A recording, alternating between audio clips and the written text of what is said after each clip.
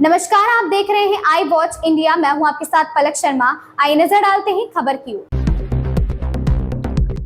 Shiv Sena UPT सांसद प्रियंका चतुर्वेदी ने कहा, हर सुधार के पीछे वे भाजपा ध्रुवीकरण का अपना एजेंडा लेकर आए हैं। पहले उन्होंने इसे धर्म के आधार पर किया और अब वे इसे जाति के आधार पर कर रहे हैं।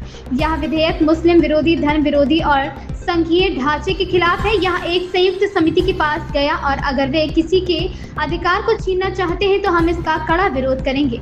यह विधेयक दिखाता है कि वे महाराष्ट्र, हरियाणा और झारखंड के आगामी राज्य चुनावों में इस विधेयक से लाभ उठाने का इरादा रखते हैं, लेकिन अब लोग उन्हें समझ चुके हैं और उन्होंने इसे लोकसभा चुनाव में दिखा दिया है। हर सुधार की आड़ में इन्होंने सिर्फ जो ध्रुवीकरण होता है, अपने ध्रुवीकरण के एजेंडा को फैलाया है।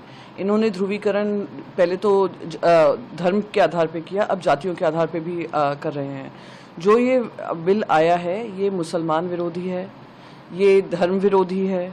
ये भारतीय जनता पार्टी की मंशा दिखाता है कि भारतीय जनता पार्टी सिर्फ और सिर्फ मुसलमानों के खिलाफ काम करती है। साथ ही साथ वो एंटी फेडरल स्ट्रक्चर भी है, जिस तरीके से सेंट्रलाइज करना चाह रहे हैं पूरे पावर को, वो भी पीड़ादायक है। तो वो अभी जॉइंट पार्लियामेंट्री कमेटी में गया है और अगर ये किसी तरीके से किसी के भी अधिकारों को छीनने की कोशिश करते हैं तो हम सब उसकी लड़ाई पुरजोर तरीके से लड़ेंगे। जिस तरीके से ये बिल लाया गया, आप बजट के सेशन के बीचों बीच लाया गया, ऐसी क्या हड़बड़ी थी लाने की? क्यों इस पे स्टेक होल्डर कॉन्वर्सेशन नहीं हुआ? आपकी मंशा उसी से साबित हो जाती है जिस तरीके से रातों रात ये बिल बन जाता है, फिर पेश कर दिया जाता है उस समय पर जब बजट की चर्चा हो रही है। आप देखिए, मिनिस्ट्रीज, वर्किंग ऑफ मिनिस्ट्रीज की चर्चा होनी थी, वो सब कैंसिल कर पहले इस पे चर्चा कर रहे हैं।